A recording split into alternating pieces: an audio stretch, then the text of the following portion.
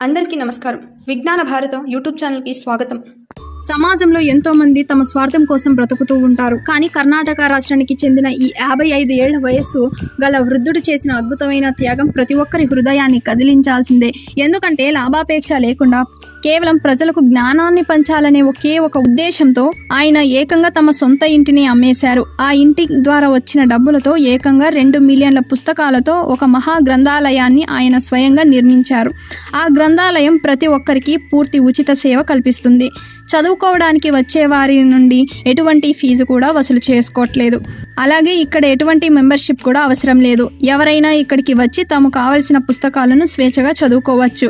కేవలం 10 మంది విజ్ఞానం పంచుకోవడమే తన లక్ష్యంగా ఆయన ఒక గొప్ప కార్యక్రమాన్ని శ్రీకారం చుట్టారు.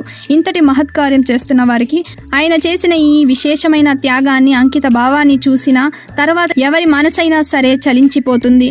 ఈయన మనస్ఫూర్తికి ఎవరైనా లైక్ కొట్టకుండా ఉండలేరు. వృద్ధాప్యంలో కూడా ఆయన ఎంతో ఉత్సాహంగా పుస్తకాలను మోస్తూ అందరికీ అందుబాటులో ఉంచుతున్నారు.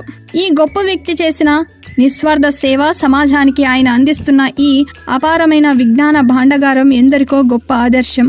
ఈ అద్భుతమైన విషయం, ఈ గొప్ప త్యాగానికి సమాజంలో సరైన గుర్తింపు దక్కాలి. విజ్ఞానం పట్ల ఆయనకున్న ప్రేమ, సమాజం పట్ల ఆయనకున్న బాధ్యత మాటల్లో వివరించేది కాదు. పుస్తకాలే ప్రపంచంగా బ్రతుకుతున్న ఈ గొప్ప మనిషి నేటి యువతకు మరియు భవిష్యత్తు తరాలకు ఒక సజీవ స్ఫూర్తి.